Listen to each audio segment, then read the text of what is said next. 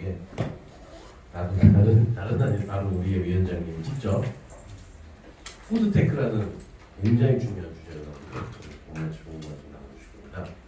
근데 이제 오늘 그 시작하기 전에 우리 지난주 한 2주 전에 회장님 대신 회장님 또 자료 주셨어요. 머리를 짧게 자르시는 회장님 인사 잠시 해주시죠. 축복의 말씀 해주시고.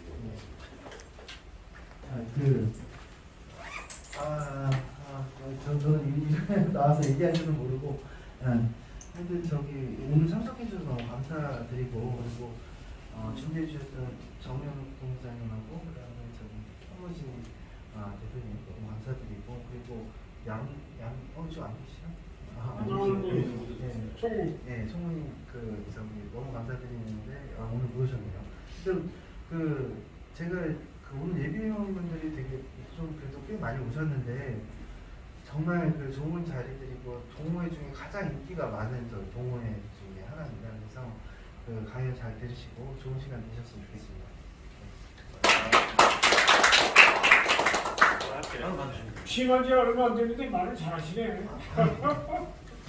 이게 마스크가 목소리를 먹을 것 같아가지고 전 좀 벗겠습니다. 그래서 심한 우리는 안 돼. 예, 쓰십시오. 이런 마스크.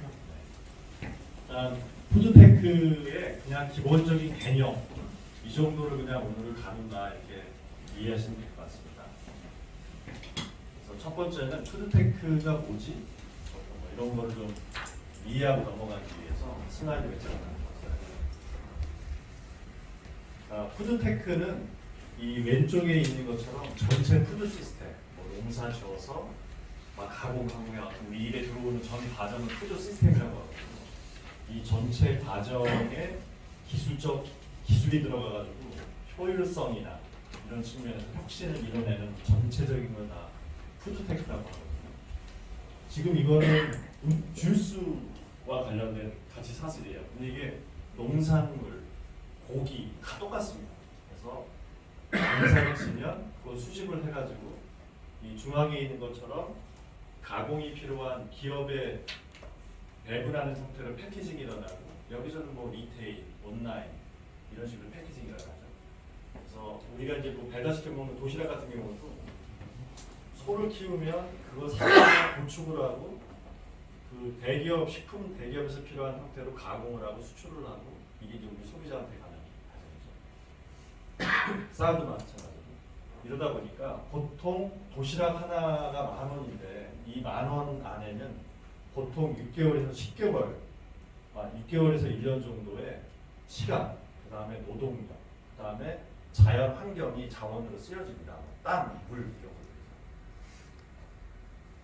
근데 이제 이런 이 푸드 시스템 자체가 1차 산업이고 하다 보니까 그동안 어떤 농작물을 열심히 농사지으면 대기업이 가다가 그걸 생산해서 제품 만드는 과정이 혁신만 일어났지 1차 산업의 어떤 농사짓고 이런 게 혁신 전혀 일어나지 않았어요. 그러다 보니까 좀 인류적 문제가 파생되기 시작했습니다. 하나하나 살펴보도록 하겠습니다. 첫 번째는 이제 생산 연력 이쪽인데요.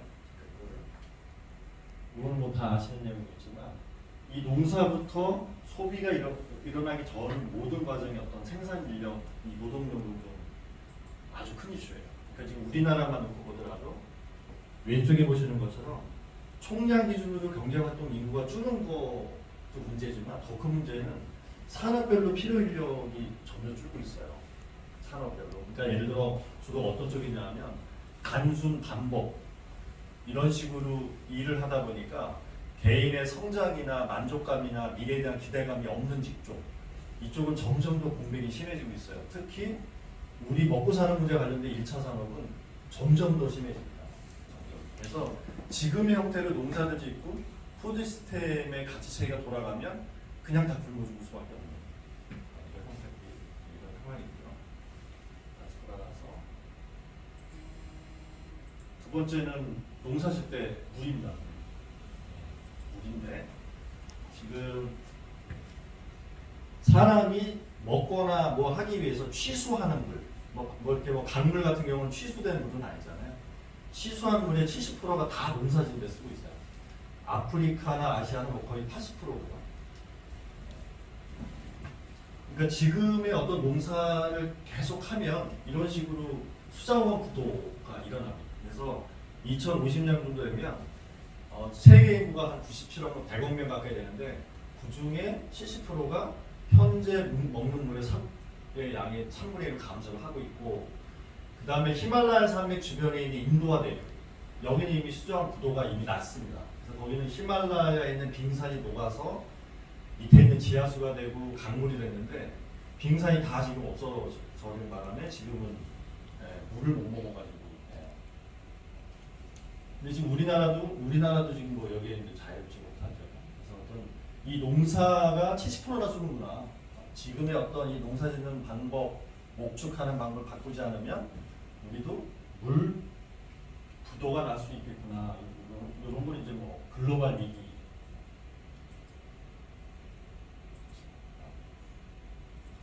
그다음이 이산화탄소 풋프린트입니다. 그러니까 주로 그린하우스 가스라고 하는데 온실가스.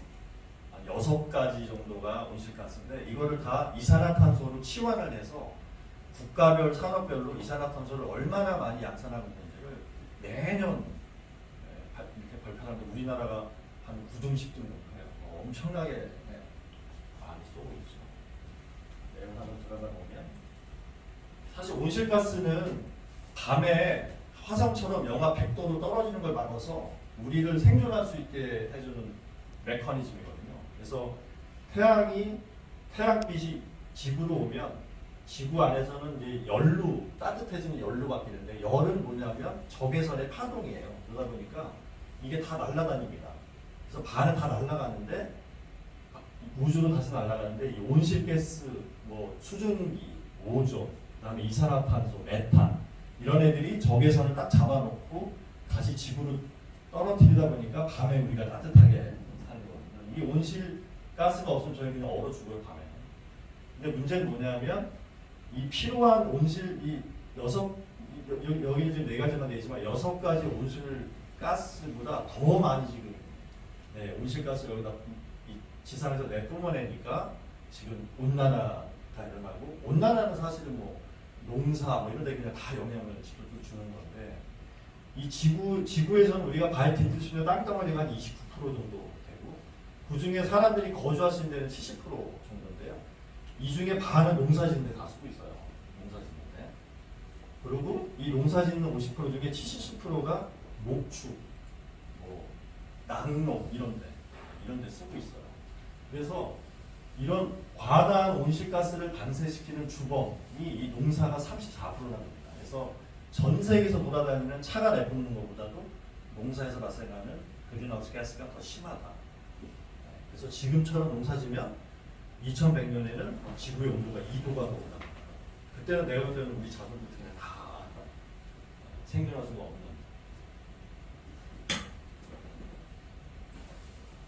그다음에 세 번째는 단백질입니다. 단백질. 주로 우리가 이 단백질 공급이 고기 먹어서 하잖아요. 근데 우리나라처럼 OECD 어떤 이 적도 북반구에 있는 잘 사는 나라는 고기를 통해서 단백질 섭취가 가능한데 나머지는 단백질 섭취할 방법이 없어요. 지금 보시는 것처럼 지금 우리 인구가 79억 한 6천만 명 됩니다. 거의 80억이에요. 2050년 되면 거의 100억 명 정도가 되고요. 이 100억 명이 되면 고기를 통해서 단백질을 다 제공하려면 지금의 목축 생산량보다 1.6배가 더 늘어나야 돼요. 늘어나야 되는데 아까 말씀드린 것처럼 점점 더 목축을 하고 낙농할 수 있는 토지나 이런 것들은 자연환경 때문에 옛날만큼의 효율을 낼 수가 없어요. 온난화 때문에. 또 하나 곡물 이런 것들은 농사짓는 땅은 하나도 안 늘어나는데 지금보다 1.6배 생산량 증대가 일어나야 되는데, 자 생각해도 10년 전, 20년 전하고 목축하고 농사짓는 건 하나도 달라지지 않아서 1.7배 늘어날 수가 없습니다. 구조적으로. 그럼 그냥 다 굶어주는 거고, 아프리카, 뭐 인도, 뭐 이런 데는 뭐 제가 볼 때는 지금도 1년에 560만 명 죽어 나가는데 뭐 1000만, 2000만 명. 이런 게 단백질이에요.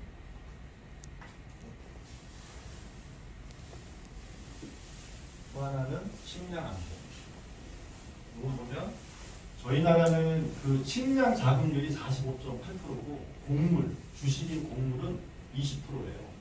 그러니까 OECD 국가 중에 일본하고 똑같이 꼴찌입니다. 이거 다 이런 나라에서 수입해오거든요. 저 북동부에 있는 브라질, 그다음에 중남미, 그다음에 뭐 동아프리카, 뉴질랜드. 근데 여기서 발생하는 쌀, 콩, 밀 이런 것들이 점점 더 생산량이 줄고 있어요. 근데 이것도 아까 말씀드린 것처럼 그냥 그 생산량을 늘리기 위한 기술 혁신보다 자연 파괴로 인한 농지 유신 이런 것들이 더 많아지기 때문에 이런 일이 일어나요. 지금 우크라이나 전쟁 때문에 곡물 가격이 올라가는 것 같지만 이 추세대로 가면 나중에 우크라이나 전쟁이 끝나더라도 이 곡물 가격은 급격히 올라갈 수밖에 없다. 특히 우리나라 같은 경우는 80%를 다 수입하다 먹어야 됩니다. 이게 식량 안보. 그래서 이런 지금 국가적 플랜으로 지금 파악을 하고 있고요. 마지막이 낭비입니다. 낭비.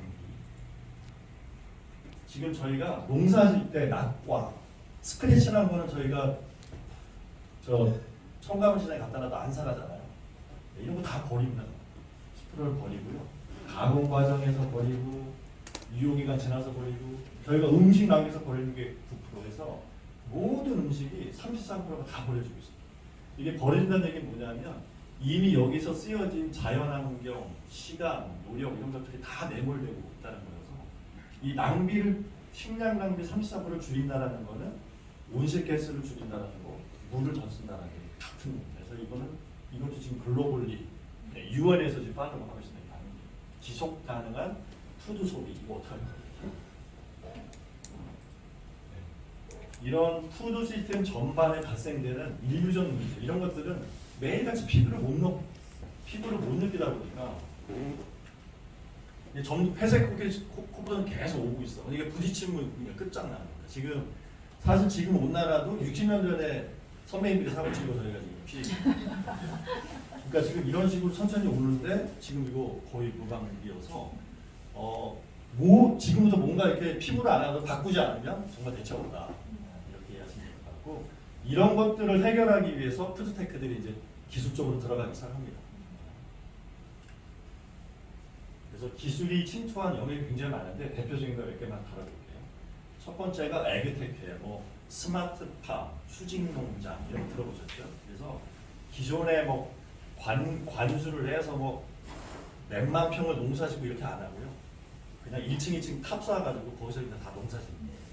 근데 그거를 다 ICT나 빅데이터나 제어공학 이런 걸 가지고 이제 다 하는 식으로 산업별로 안 써요. 이런 걸 에그테크라고 해요.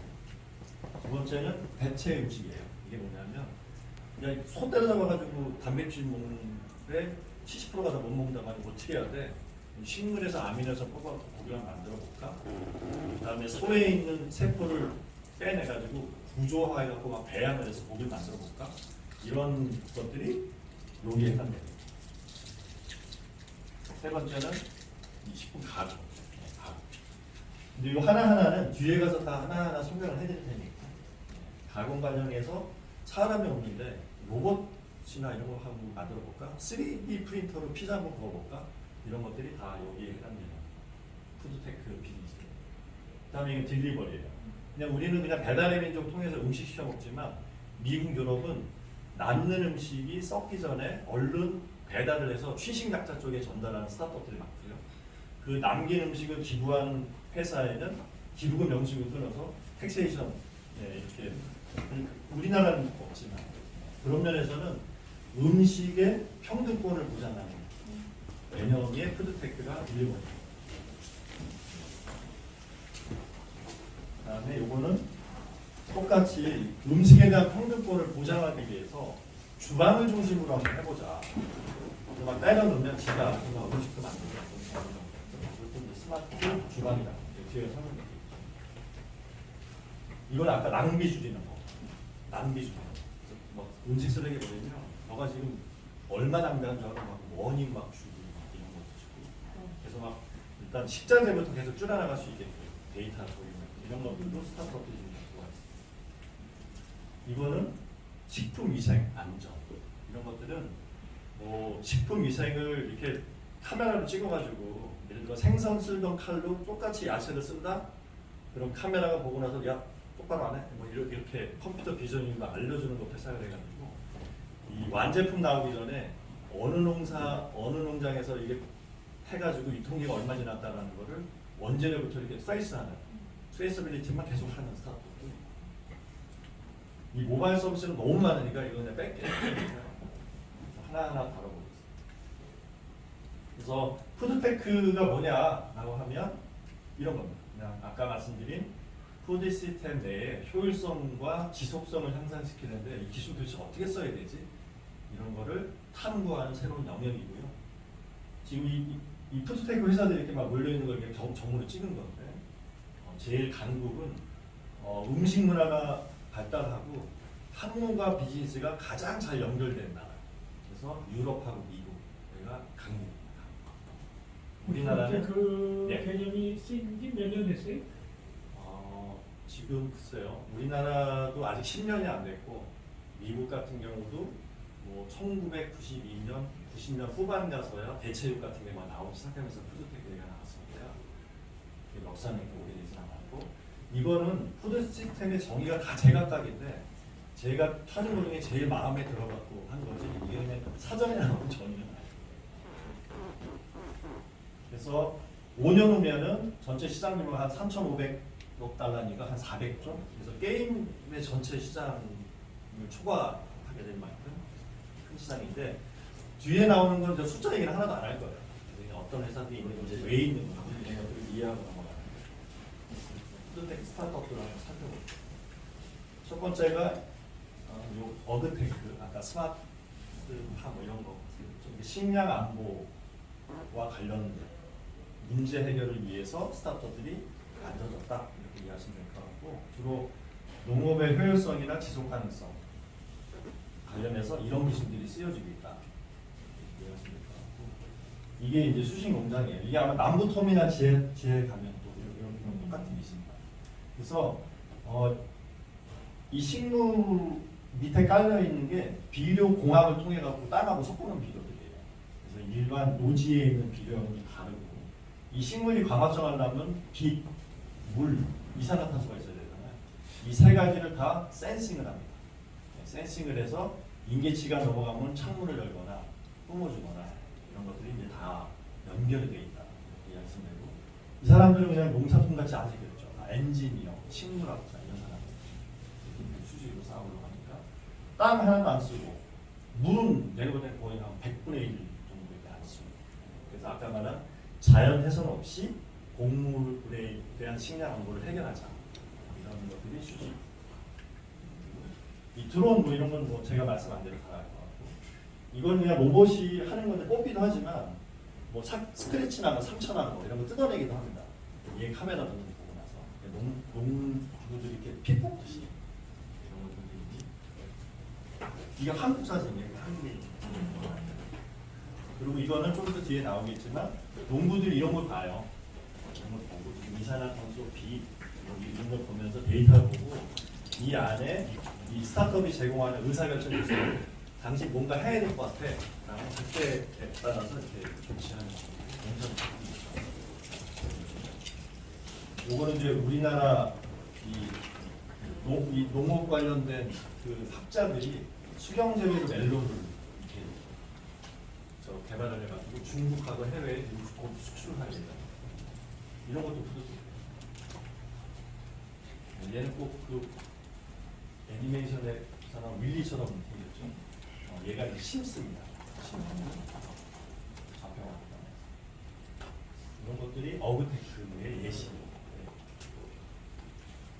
근데 이게 어그테크 중에 이제 제일 대표적인 게 스마트팜이고 우리나라 스타트업이 제일 많습니다. 그래서 여기는 아까 말씀드린 것처럼 뭐 정보통신 기술이나 IoT나 빅데이터 이런 거를 그냥 농사에 다 접목시키는 겁니다.